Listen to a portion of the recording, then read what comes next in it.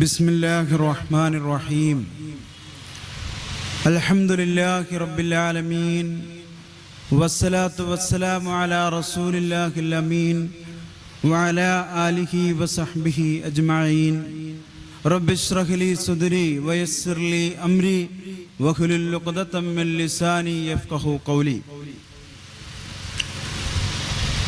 ആദരണീയനായ ഈ പരിപാടിയുടെ അധ്യക്ഷൻ സോളിഡാരിറ്റി യൂത്ത് മൂവ്മെന്റിന്റെ മലപ്പുറം ഈസ്റ്റ് ജില്ലാ ജനറൽ സെക്രട്ടറി അൻഫൽ സാഹിബ്, ഇവിടെ മുഖ്യ പ്രഭാഷണം നിർവഹിക്കുന്ന ജമാഅത്തെ ഇസ്ലാമിയുടെ മലപ്പുറം ഈസ്റ്റ് ജില്ലാ വൈസ് പ്രസിഡന്റ് സലീം മമ്പാട് അവറുകൾ, വേദിയിൽ ഉപവിഷ്ടരായിരിക്കുന്ന ഷബീർ സാഹിബ്, നാസർ സാഹിബ്, സാദിഖ് സാഹിബ്, മറ്റ് വിശിഷ്ട വ്യക്തിത്വങ്ങളെ, എൻ്റെ ശബ്ദം ശ്രവിച്ചുകൊണ്ടിരിക്കുന്ന പ്രിയപ്പെട്ട സഹപ്രവർത്തകരെ, നാട്ടുകാരെ, അസ്സലാമു അലൈക്കും വറഹ്മത്തുള്ളാഹി വബറകാതുഹു.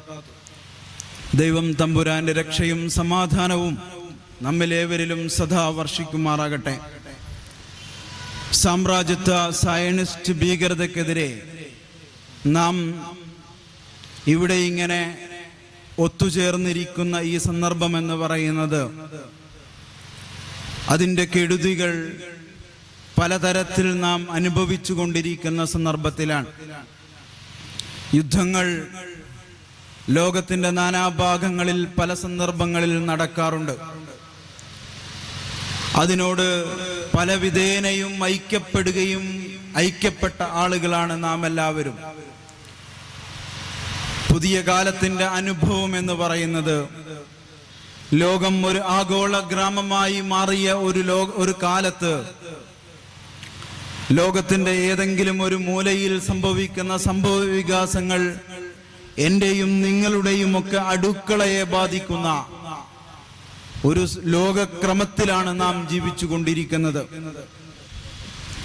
അത്തരമൊരു സാഹചര്യത്തിൽ അതിന്റെ കെടുതികൾ ലോകത്തിന്റെ നാനാഭാഗങ്ങളിലുള്ള മനുഷ്യർ അനുഭവിച്ചു കൊണ്ടിരിക്കുന്ന സന്ദർഭത്തിൽ എന്തുകൊണ്ടാണ് ഈ കെടുതി വിശകലനങ്ങളിലും പറയുന്നത് ഇതിന്റെ കൂടുതൽ രൂക്ഷമായ കെടുതികൾ വരും ഭാവികളിൽ ലോകം അനുഭവിക്കും എന്നതാണ്.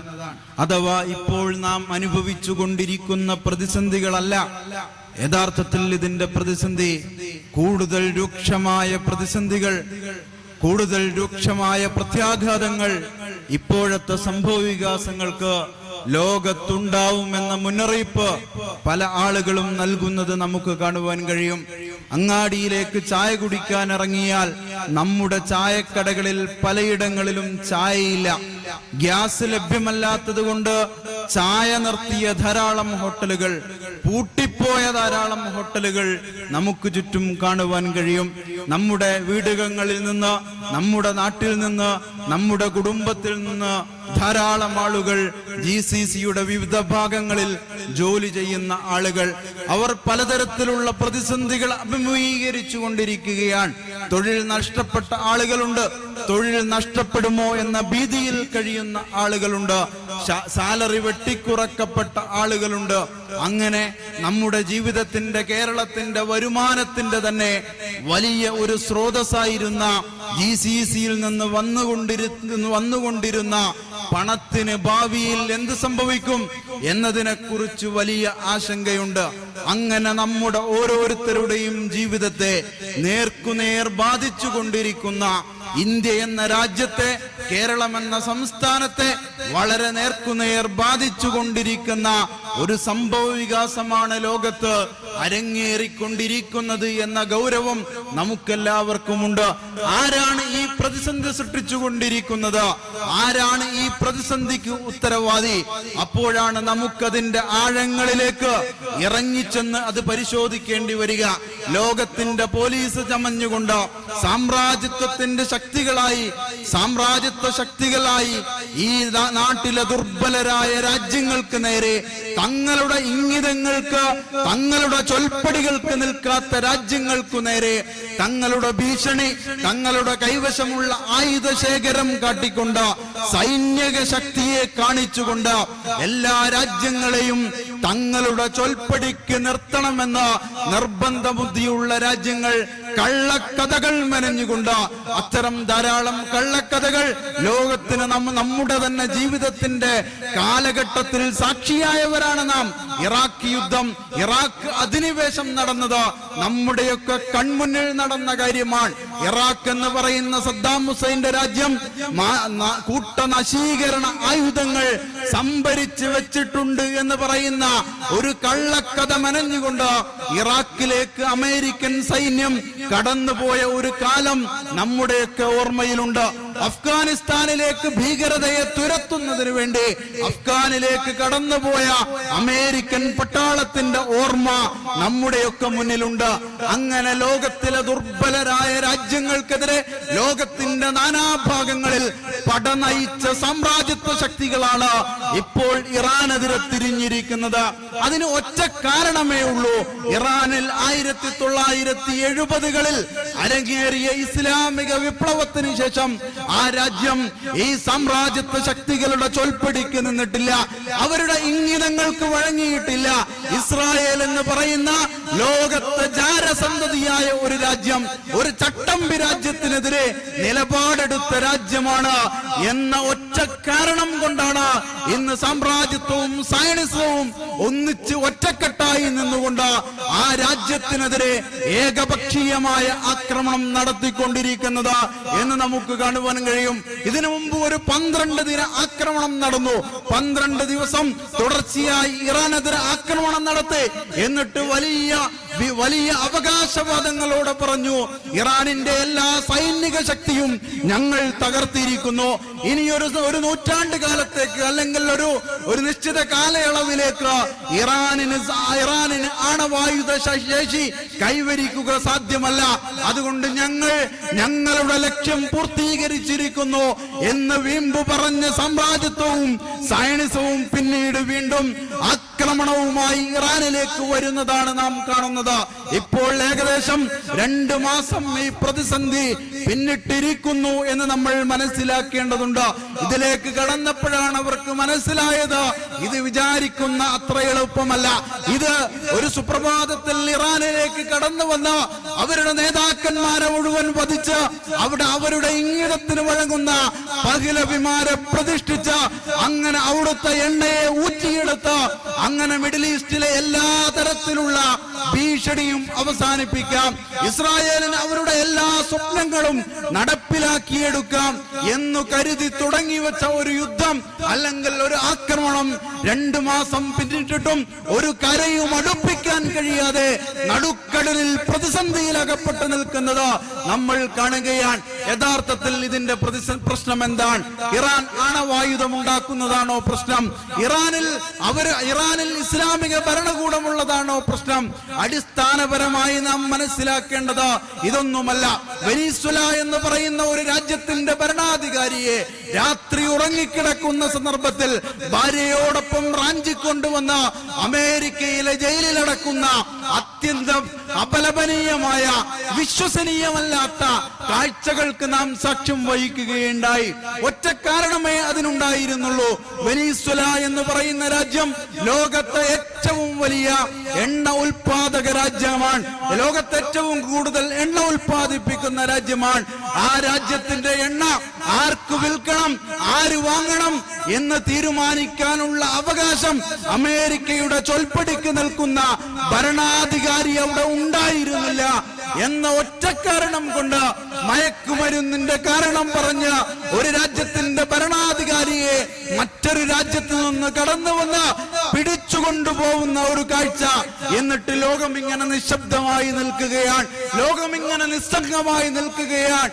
UN എന്ന് പറയുന്ന ഒരു ബോഡി ഒന്നും ചെയ്യാനാവാതെ ലോക ചട്ടമ്പികൾക്ക് മുന്നിൽ കയ്യും കെട്ടി നോക്കി നിൽക്കുന്നത് നാം കാണുകയാണ്. അടിസ്ഥാനപരമായി എന്താണ് പ്രശ്നമെന്ന് നാം പരിശോധിച്ചു നോക്കേണ്ടതുണ്ട്. ലോകത്ത് ഇത്തരം പ്രശ്നങ്ങൾ ഉണ്ടാവുന്ന സന്ദർഭത്തിൽ അമേരിക്കക്ക് ഏറ്റവും അടുത്ത കൂട്ടാളിയായിട്ട് ഇസ്രായേൽ ഉണ്ടാവുന്നത് എങ്ങനെയാണ്? ലോകത്ത് വ്യത്യസ്ത നാനാഭാഗങ്ങളിൽ നിന്ന് ഒരു പരിശോധനയും വിശകലനവും ആവശ്യമില്ലാതെ അനീതിയാണെന്നും അത് അക്രമമാണെന്നും അത് വിവേചനമാണെന്നും പറയാൻ കഴിയുന്ന കാര്യങ്ങൾ നിങ്ങളൊന്ന് ആലോചിച്ചു നോക്കൂ. ലോകത്ത് ആണവായുധം പ്രയോഗിച്ച ഒരേ ഒരു രാജ്യമേ ലോകത്തുള്ളൂ, അത് അമേരിക്കയാണ്. ലോകത്ത് ആണവായുധം ഉണ്ടാക്കിയ ഒരുപാട് രാജ്യങ്ങളുണ്ട്, പരീക്ഷിച്ച ഒരുപാട് രാജ്യങ്ങളുണ്ട്. ഇന്ത്യയും പാകിസ്ഥാനും ഒക്കെ അത് വികസിപ്പിച്ച് പരീക്ഷിച്ച രാജ്യങ്ങളാണ്. പക്ഷേ അത് ശത്രു രാജ്യത്തിനു മുന്നിൽ മറ്റൊരു രാജ്യത്തിനു മുകളിൽ ഉപയോഗിച്ച ഒരേ ഒരു രാജ്യമേ ലോകത്തുള്ളൂ, അത് അമേരിക്കയാണ്. ലോകത്തിന്റെ എല്ലാ ജനങ്ങളുടെ, എല്ലാ രാജ്യങ്ങളുടെയും, എല്ലാ അതോറിറ്റികളുടെയും കണ്ണിൽ നിന്ന് മറച്ചു വെച്ചുകൊണ്ട് അത്യന്തം ദുരൂഹമായി ആണവായുധം നിർമ്മിച്ച ഒരേ ഒരു രാജ്യമേ ലോകത്തുള്ളൂ, അത് ഇസ്രായേലാണ്. ഇസ്രായേലിന്റെ കൈവശം എത്ര ആണവായുധങ്ങൾ ഉണ്ട് എന്നതിന് ലോക ആറ്റോമിക് എനർജി കമ്മീഷണറിന്റെ കയ്യിൽ ഒരു കണക്കുമില്ല. അവർ ലോകത്തിന് മുന്നിൽ മറച്ചുവെച്ച് അത്യന്തം ദുരൂഹമായ സാഹചര്യത്തിൽ ആണവായുധങ്ങൾ വികസിപ്പിക്കുകയായിരുന്നു.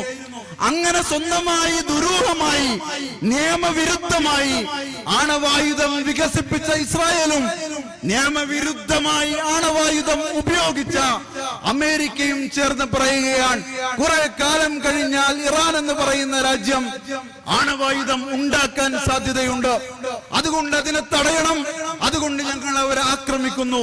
എന്തൊരു വിരോധാഭാസമാണ് എന്ന് നിങ്ങൾ ആലോചിച്ചു നോക്കൂ. ലോകത്തെ ഏതൊരു മനുഷ്യനും ഏതൊരു കൊച്ചുകുട്ടിക്കും മനസ്സിലാക്കാൻ കഴിയുന്ന അനീതിയും വിവേചനവും നിലനിൽക്കുന്ന ഒരു നടപടിക്രമമായിട്ട് പോലും ലോകം ഇങ്ങനെ നിസ്സംഗമായി നോക്കി നിൽക്കുകയാണ്. ആയുധ ബലത്തിന്റെയും സൈനിക ബലത്തിന്റെയും കയ്യൂക്കിന്റെയും ബലത്തിൽ, ടെക്നോളജിയുടെ ബലത്തിൽ ദുർബലരായ ജനങ്ങൾക്കുമേൽ, രാജ്യങ്ങൾക്കുമേൽ കയ്യേറ്റം ചെയ്യുന്ന ചരിത്രമാണ് സാമ്രാജ്യത്വത്തിന് എന്നുമുള്ളത്. നമ്മുടെ നാട് ഏകദേശം 500 കൊല്ലക്കാലം, 450 കൊല്ലം സാമ്രാജ്യത്വ ശക്തികളുടെ അധിനിവേശത്തിന് കീഴിൽ കഴിഞ്ഞ രാജ്യമാണ്. ഇവിടെ പോർച്ചുഗീസുകാർ വന്നു, ഡച്ചുകാർ വന്നു, ഫ്രഞ്ചുകാർ വന്നു, ബ്രിട്ടീഷുകാർ വന്നു. അങ്ങനെ അന്നത്തെ ലോകത്തെ സാമ്രാജ്യത്വ ശക്തികളായ എല്ലാ രാജ്യങ്ങളും കയറിയിറങ്ങി കൂട്ടനരഭേദങ്ങൾ നടത്തി, കൊള്ള നടത്തി നശിപ്പിച്ച ഒരു രാജ്യമാണ് നമ്മുടേത്. വലിയ സമ്പത്തുണ്ടായിരുന്ന, പ്രകൃതി വിഭവങ്ങൾ ഉണ്ടായിരുന്ന ഈ രാജ്യത്തെ പ്രകൃതി വിഭവങ്ങളടക്കം ചൂഷണം ചെയ്തിട്ടാണ് ഇന്നത്തെ യൂറോപ്പ് ഇന്ന് കണ്ട രീതിയിൽ വികസിച്ചത് എന്ന് നമ്മൾ മനസ്സിലാക്കേണ്ടതുണ്ട്. അഥവാ ആധുനിക കാലഘട്ടത്തിലെ കൊളോണിയൽ ശക്തികൾ, സാമ്രാജ്യത്വ ശക്തികൾ എന്നും ദുർബലരായ ജനങ്ങൾക്കുമേൽ അവരുടെ ആയുധത്തെ, അവരുടെ കൈക്കരുത്തിനെ, അവരുടെ ടെക്നോളജിയെ ഉപയോഗിച്ചുകൊണ്ട് കയ്യേറ്റം ചെയ്യുന്ന ചരിത്രം നമുക്കെപ്പോഴും കാണാൻ കഴിയും. അത് അങ്ങേയറ്റത്തെ പുരോഗമനം എന്ന് പറയുന്ന, ലോകം വികസിച്ചു എന്ന് പറയുന്ന ഈ 21ാം നൂറ്റാണ്ടിൽ ഇന്നത്തെ ദിവസം പോലും നമ്മൾ കണ്ടുകൊണ്ടിരിക്കുകയാണ്. 500 വർഷം മുമ്പ് ലോകം സാക്ഷിയായ അതേ കാര്യങ്ങൾക്കാണ് ലോകത്ത് മാനവിക മൂല്യങ്ങൾ, ജനാധിപത്യം പുലർന്നു എന്നൊക്കെ പറയുന്ന, ലോകത്തും വളരെയേറെ വികസിച്ചു എന്ന് പറയുന്ന ഈ കാലത്തും നാം സാക്ഷിയായി കൊണ്ടിരിക്കുന്നത് എന്ന് നമ്മൾ തിരിച്ചറിയേണ്ടതുണ്ട്. അടിസ്ഥാനപരമായി ഇതിന്റെ പ്രശ്നം എന്താണെന്ന് ചോദിച്ചാൽ, ഈ സാമ്രാജ്യത്വ ശക്തികളെല്ലാവരും പിന്തുടരുന്നത് ഒരേ ആശയത്തെയാണ് എന്ന് നമ്മൾ മനസ്സിലാക്കേണ്ടതുണ്ട്. ഇത് എണ്ണ ഇങ്ങ് സംഭരിച്ചെടുക്കാനുള്ള, എണ്ണ കൈക്കലാക്കാൻ മാത്രമുള്ള, ഭൗതികമായി മാത്രമുള്ള എന്തെങ്കിലും തരത്തിലുള്ള സ്വാർത്ഥമോഹം മാത്രമല്ല ഇതിന്റെ പിന്നിൽ. അത് ഇതിനോടൊപ്പമുണ്ട് എന്നത് ശരി തന്നെയാണ്.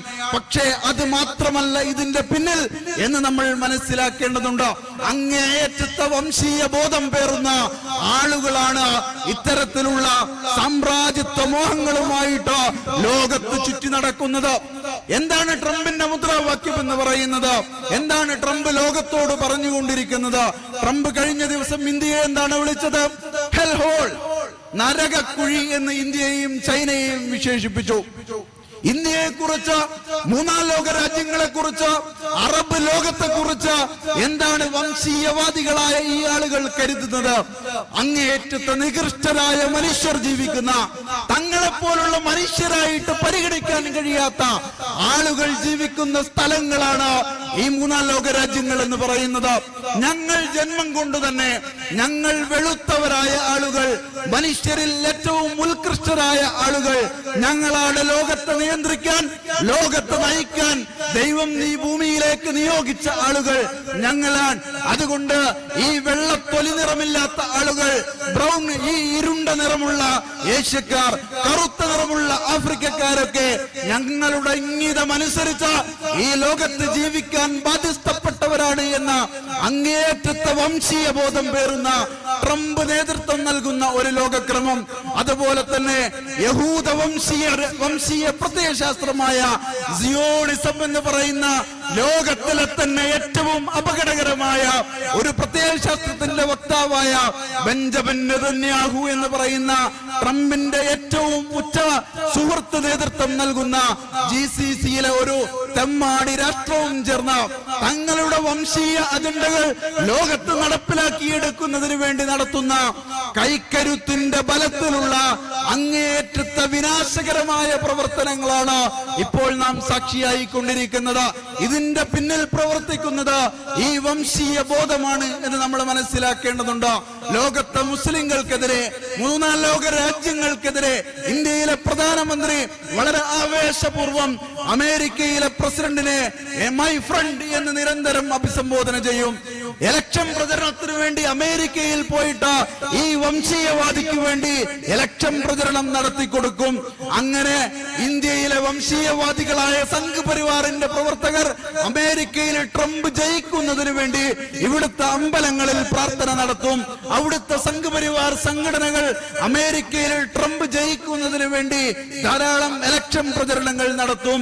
ബെഞ്ചമിൻ നെതന്യാഹുവിന്റെ ദീർഘായുസിന് വേണ്ടി ഇവിടുത്തെ സംഘ് പരിവാറുകാർ പ്രാർത്ഥിക്കും.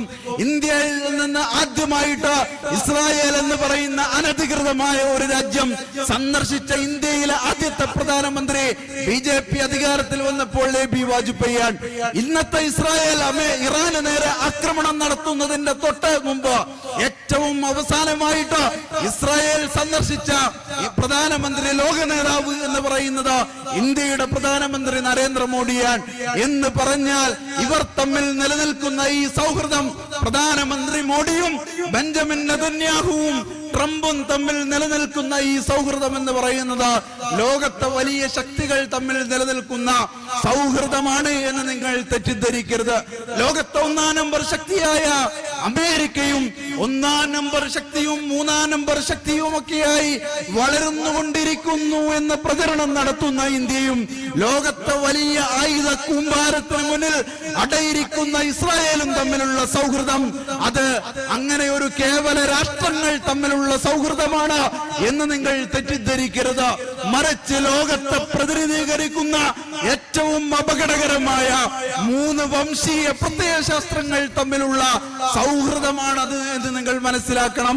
അത് ലോകത്തെ അടക്കി ഭരിക്കുന്ന വെള്ളവംശീയതയെ പ്രതിനിധാനം ചെയ്യുന്ന ട്രംപും, സിയോണിസം എന്ന് പറയുന്ന യഹൂദ വംശീയതയെ പ്രതിനിധീകരിക്കുന്ന ബെഞ്ചമിൻ നെതന്യാഹുവും, നമ്മുടെ നാട്ടിലെ ആര്യവംശീയതയെ പ്രതിനിധീകരിക്കുന്ന മോഡിയും തമ്മിലുള്ള വംശീയ സൗഹൃദമാണ് രൂപപ്പെടുന്നത്.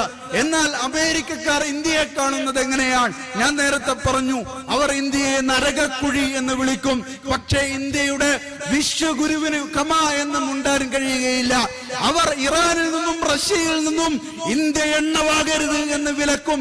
ഇന്ത്യ ആരിൽ നിന്നാണ് എണ്ണ വാങ്ങേണ്ടത് എന്ന് തീരുമാനിക്കേണ്ടത് ഞങ്ങളാണ് എന്ന് പറയാനുള്ള അമ്പിയർ ഈ വിശ്വഗുരുവിന് ഉണ്ടാവുകയില്ല.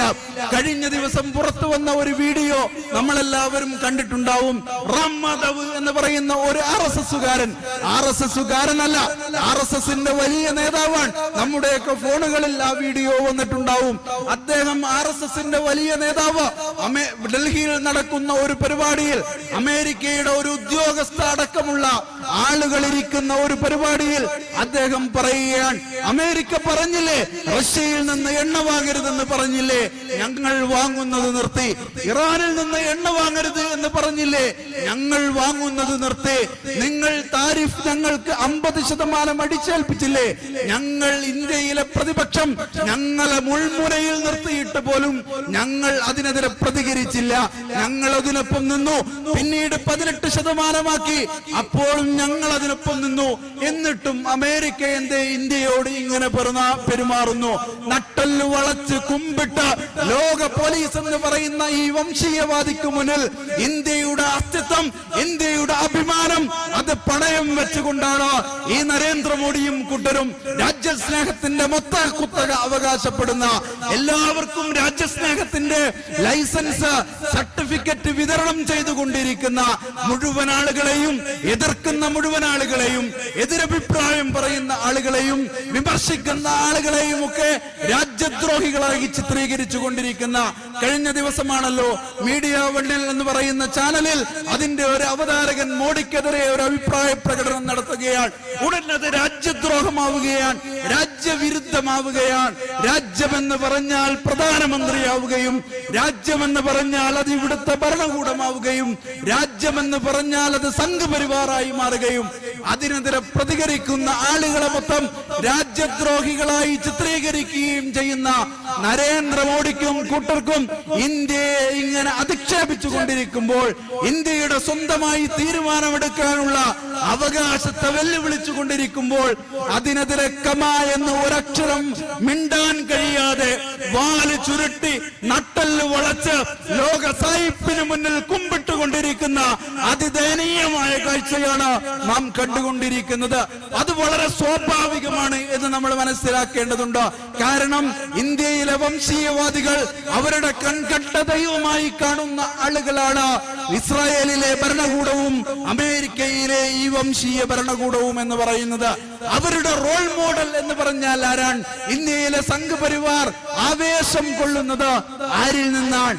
ഗസയിൽ ഇസ്രായേൽ കൂട്ടക്കൊല നടത്തുന്ന സന്ദർഭത്തിൽ, അതിന്റെ വീഡിയോകൾ പുറത്തു വരുന്ന സന്ദർഭത്തിൽ നമ്മുടെ നാട്ടിലെ ഒരു ശരാശരി സംഘപരിവാറുകാരന് അതിൽ രോമാഞ്ചമുണ്ടാവുന്നത്, അതിൽ അങ്ങേയറ്റത്തെ അഭിമാനമുണ്ടാവുന്നത് എങ്ങനെയാണ്? നമ്മൾ വളരെ വിഷമത്തോടുകൂടി, കണ്ണീരോടുകൂടി അവിടുത്തെ വിവരങ്ങൾ, അതൊരു മുസ്ലിം ആവണമെന്നൊന്നുമില്ല, ഒരു മാനവികതയിൽ വിശ്വസിക്കുന്ന ഏതൊരു ശരാശരി മനുഷ്യനും ഗസയിൽ നിന്ന് വരുന്ന വാർത്തകൾ, വീഡിയോകൾ, ഇപ്പോൾ ലബനാനിൽ നിന്ന് വന്നുകൊണ്ടിരിക്കുന്ന വാർത്തകളും വീഡിയോകളും ഒക്കെ ഒരു നൊമ്പരമായി ഉണ്ടാവുമ്പോൾ അതിന്റെ താഴെ വന്ന് അത്തരം വാർത്തകൾ ഷെയർ ചെയ്തുകൊണ്ട് അതിൽ ആനന്ദം പ്രകടിപ്പിക്കുന്ന സംഘപരിവാറുകാരനെ നമുക്ക് കാണാൻ കഴിയുന്നത് എന്തുകൊണ്ടാണെന്ന് ചോദിച്ചാൽ, അവർ ആവേശം ഉൾക്കൊള്ളുന്നത്, അവർ ഊർജം സംഭരിക്കുന്നത് ഇത്തരം വംശീയവാദികളിൽ നിന്നാണ്. കാരണം അവർ ചവിട്ടു നിൽക്കുന്ന പ്രത്യയശാസ്ത്രം എന്ന് പറയുന്നത് ഇതേ വംശീയ പ്രത്യയശാസ്ത്രമാണ്. ഇരട്ടപറ്റ മക്കളെ പോലെ അത്ര സാമ്യത നമുക്ക് ഇവർക്കിടയിൽ കാണാൻ കഴിയും. അവർ ചാണിന് ചാണായി, മുഴത്തിന് മുഴമായി ഈ വംശീയവാദികളെ പിന്തുടരുന്നതും നമുക്ക് കാണാൻ കഴിയും. അവർ ആഗ്രഹിക്കുന്നത് ഈ ഇന്ത്യയിലെ, കേരളത്തിലെ ഈ സംഘപരിവാറുകാർ ആഗ്രഹിക്കുന്നത് ഫലസ്തീനിൽ സംഭവിക്കുന്നത് പോലെ, ഇസ്രായേൽ ചെയ്തു കൂട്ടുന്നത് പോലെ, അമേരിക്ക ലോകത്ത് ചെയ്തു കൂട്ടുന്നത് പോലെ ഞങ്ങൾക്കും ഇന്ത്യയിൽ ഇതൊക്കെ ചെയ്യാൻ അവസരം ലഭിച്ചെങ്കിൽ എന്ന് അത് സ്വപ്നം കണ്ടുകൊണ്ട്, അത് കിനാവ് കണ്ടുകൊണ്ട് ഉറങ്ങുന്ന മനുഷ്യരാണ് നമുക്ക് ചുറ്റുമുള്ള സംഘപരിവാറുകാരൻ എന്ന് നമ്മൾ തിരിച്ചറിയേണ്ടതുണ്ട്. ഈ വംശീയതയെ പൊളിച്ചുകൊണ്ടല്ലാതെ നമുക്ക് ഈ പ്രശ്നം പരിഹരിക്കാൻ കഴിയുകയില്ല. ആയുധം കൊണ്ട് പരിഹരിക്കാവുന്ന ഒരു പ്രശ്നമല്ല ഇത് അങ്ങേയറ്റത്തെ വംശീയമായ ഒരു പ്രത്യയശാസ്ത്രത്തിൽ നിന്ന് ഉണ്ടാവുന്ന പ്രശ്നങ്ങളാണ്. അത് പ്രത്യയശാസ്ത്രപരമായി ആ വംശീയതയെ പൊളിച്ചുകൊണ്ടല്ലാതെ നമുക്കിതിനെ പരിഹരിക്കാൻ കഴിയുകയില്ല. ഈ ലോകത്തിന്റെ ചരിത്രത്തിൽ വന്ന എല്ലാ വംശീയവാദികളും, ഫിർഔനെ കുറിച്ച് നമുക്കറിയാം, വിശുദ്ധ ഖുർആൻ ഫിർഔനെയാണ് ലോകത്തെ വലിയ വംശീയവാദികളുടെ പ്രതീകമായിട്ട് അവതരിപ്പിക്കുന്നത്. ഫിർഔനെ കൈകാര്യം ചെയ്തുകൊണ്ട് വിശുദ്ധ ഖുർആൻ അത് പറയുന്നുണ്ട്. ജനങ്ങളെ വ്യത്യസ്ത തട്ടുകളാക്കി തിരിച്ചുകൊണ്ട് ഒരു വിഭാഗം ആളുകൾ അടിച്ചമർത്തുകയും അവരിലെ പുരുഷന്മാരെ കൊന്നുകളയുകയും സ്ത്രീകളെ ജീവിക്കാൻ അനുവദിക്കുകയും ചെയ്യുന്ന ഒരു വംശീയവാദിയെ വിശുദ്ധ ഖുർആൻ നമുക്ക് മുന്നിൽ വരച്ചു കാണിക്കുന്നുണ്ട്. ഇതേ വംശീയത തന്നെയാണ്, ഇതേ നടപടിക്രമം തന്നെയാണ് സംഘപരിവാറിനെ എടുത്ത് പരിശോധിച്ചു നോക്കിയാലും, സിയോണിസത്തെ എടുത്ത് പരിശോധിച്ചു നോക്കിയാലും, സാമ്രാജ്യത്വത്തെ എടുത്ത് പരിശോധിച്ചു നോക്കിയാലും നമുക്ക് കാണാൻ കഴിയുക. ജനങ്ങളെ വ്യത്യസ്ത തട്ടുകളാക്കി നിശ്ചയിക്കുക, അതിൽ ജന്മം കൊണ്ട് തന്നെ ഉന്നതിയിലുള്ള ആളുകളായിട്ട് ചില ആളുകളെ പ്രതിഷ്ഠിക്കുക, എന്നിട്ട് അതല്ലാത്ത ആളുകളെയൊക്കെ അടിച്ചമർത്തുക, കൊന്നൊടുക്കുക. അതാണ് വംശീയതയുടെ അടിസ്ഥാനപരമായ കാര്യം എന്ന് പറയുന്നത്. ഇത് എല്ലാ വംശീയവാദികളിലും നമുക്ക് കാണുവാൻ കഴിയും. ഇതിനെതിരെ ലോകത്തെ മുഴുവൻ മനുഷ്യരും ഒരാണിൽ നിന്നും പെണ്ണിൽ നിന്നും സൃഷ്ടിക്കപ്പെട്ടതാണ് എന്ന് പറയുന്ന വലിയ മാനവികമായ വാദം മുന്നോട്ട് വെക്കുന്ന പ്രത്യയശാസ്ത്രമാണ് ഇസ്ലാം എന്നതാണ് നാം മനസ്സിലാക്കേണ്ടത്. ഈ വംശീയതയെ തകർക്കുവാനുള്ള വലിയ പ്രഹരശേഷിയുള്ള ഒരു ദർശനം എന്ന് പറയുന്നത് നാം പ്രതിനിധീകരിക്കുന്ന ഇസ്ലാമാണ് എന്ന് നാം മനസ്സിലാക്കേണ്ടതുണ്ട്. അതുകൊണ്ട് തന്നെയാണ് ലോകത്ത് മുസ്ലിങ്ങൾക്കെതിരെ നമ്മുടെ നാട്ടിലെ സംഘപരിവാർ ഭീകരർ ഇസ്ലാമിനും മുസ്ലിങ്ങൾക്കുമെതിരെ തിരിയാനുള്ള കാരണം എന്താണെന്ന് ചോദിച്ചാൽ അവർക്ക് നല്ല ബോധ്യമുണ്ട്. ഞങ്ങൾ പ്രതിനിധീകരിക്കുന്ന ഈ വംശീയതയെ തകർക്കാൻ ശേഷിയുള്ള പ്രഹരശേഷിയുള്ള ഒരു പ്രത്യയശാസ്ത്രമാണ് ഈ ഇസ്ലാം എന്ന് പറയുന്നത്. നമ്മുടെ നാട്ടിലെ തൊട്ടുകൂടായ്മയും തീണ്ടിക്കൂടായ്മയും ഒക്കെ ഒരു അളവോളം പരിഹരിക്കപ്പെട്ടത് ഇസ്ലാമിലേക്ക് കൂട്ടം കൂട്ടമായി ധാരാളക്കണക്കിന് ആളുകൾ കടന്നു വന്നപ്പോഴാണ് എന്ന ചരിത്രബോധ്യവും അവർക്കുള്ളത് കൊണ്ടാണ് പ്രിയപ്പെട്ടവരെ ഇസ്ലാമിനെയും മുസ്ലിങ്ങളെയും പ്രതിസ്ഥാനത്ത് നിർത്തിക്കൊണ്ട് ഈ വംശീയവാദികൾ പ്രചരണം നടത്തുക മാത്രമല്ല ഇത്തരത്തിലുള്ള സൈനിക നീക്കങ്ങൾ നടത്തുകയും മുസ്ലിങ്ങളും ഇസ്ലാമുമായി ബന്ധപ്പെട്ട എല്ലാത്തിനെയും പൈശാചികവൽക്കരിക്കുകയും. നിങ്ങളൊന്ന് ആലോചിച്ചു നോക്കൂ, ഇറാനിലെ ഭരണകൂടത്തെ കുറിച്ച് അവർ പറയും അത് മുല്ല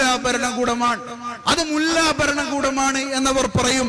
ലോകത്ത് ബ്രിട്ടനിലടക്കം ധാരാളം സ്ഥലങ്ങളിൽ രാജാക്കന്മാർ ഇപ്പോഴും നിലനിൽക്കുന്നുണ്ട്. ബ്രിട്ടനിലെ രാജാക്കന്മാരുടെ ഗോസിപ്പ് കഥകൾ ലോകത്തെ മനുഷ്യർ ഇപ്പോഴും കൊണ്ടാടിക്കൊണ്ടിരിക്കുന്നുണ്ട്. പല യൂറോപ്യൻ രാജ്യങ്ങളിലും ഇപ്പോഴും നോമിനലായിട്ടെങ്കിലും രാജാക്കന്മാരുണ്ട്. പക്ഷെ അതിനവർക്കൊരു കുഴപ്പവുമില്ല. പക്ഷേ ഇറാനിൽ ജനാധിപത്യപരമായി ആളുകൾ തെരഞ്ഞെടുക്കുന്ന ഒരു ഭരണകൂടത്തെ കുറിച്ച് അവർ പറയും അത് മുല്ല ഭരണകൂടമാണ്, അവിടെ ജനങ്ങളെ അടിച്ചമർത്തുകയാണ് എന്നവർ പറയും. ഇങ്ങനെ ഇസ്ലാമും മുസ്ലിങ്ങളുമായി ബന്ധപ്പെട്ട എല്ലാത്തിനെയും പൈശാചികവൽക്കരിച്ചുകൊണ്ട് അപരവൽക്കരിച്ചുകൊണ്ട് അവരെ വംശീയമായി ഉന്മൂലനം ചെയ്യുക എന്ന വലിയ ലക്ഷ്യവുമായിട്ടാണ് ഈ ലോകത്തെ വംശീയവാദികൾ മുന്നോട്ട് പോയിക്കൊണ്ടിരിക്കുന്നത്. അതിന്റെ പ്രത്യക്ഷമായ പ്രകടനങ്ങളാണ് സൈനിക നടപടിയായിട്ട്, ആക്രമണങ്ങളായിട്ട്, അധിനിവേശങ്ങളായിട്ട് നാം കണ്ടുകൊണ്ടിരിക്കുന്നത്. അതുകൊണ്ട് തന്നെ ഈ വംശീയതയെ ചെറുത്തു തോൽപ്പിച്ചുകൊണ്ടല്ലാതെ, ഇസ്ലാമിക അടിത്തറയിൽ നിന്നുകൊണ്ട് ചെറുത്തു തോൽപ്പിച്ചുകൊണ്ടല്ലാതെ ഈ പ്രശ്നത്തെ നമുക്ക് പരിഹരിക്കാൻ കഴിയുകയില്ല എന്നും അതിന് ഫലസ്തീനികൾ അനുഭവിക്കുന്നത് പോലെയുള്ള വലിയ ത്യാഗങ്ങൾ ലോകത്തെ മനുഷ്യർ അനുഭവിക്കേണ്ടി വരും. നമുക്കൊരു ഗ്യാസ് കിട്ടാതാവുമ്പോൾ ഉണ്ടാവുന്ന വേവലാതി മാത്രമല്ല, അതൊരു വേവലാതിയായിട്ടേ പരിഗണിക്കാൻ കഴിയാത്ത വിധമുള്ള വലിയ വലിയ ത്യാഗങ്ങൾ ഈ പോരാട്ടത്തിൽ മനുഷ്യർ അനുഭവിച്ചുകൊണ്ടല്ലാതെ ഈ പ്രതിസന്ധിയെ നമുക്ക് പരിഹരിക്കാൻ കഴിയില്ല എന്ന ഉത്തമ ബോധ്യം നമുക്കുണ്ടാവണം എന്ന് മാത്രം സൂചിപ്പിച്ചുകൊണ്ട് അല്ലാഹുവിന്റെ നാമത്തിൽ ബിസ്മില്ലാഹിർ റഹ്മാനിർ റഹീം ഈ പൊതുസമ്മേളനം ഉദ്ഘാടനം ചെയ്തതായി പ്രഖ്യാപിച്ചുകൊണ്ട് ഞാൻ എന്റെ വാക്കുകൾ ഉപസംഹരിക്കുന്നു. വാഖിർ ദഅവാന അൽഹംദുലില്ലാഹി റബ്ബിൽ ആലമീൻ. അസ്സലാമു അലൈക്കും വറഹ്മത്തുള്ളാഹി വബറകാതുഹു.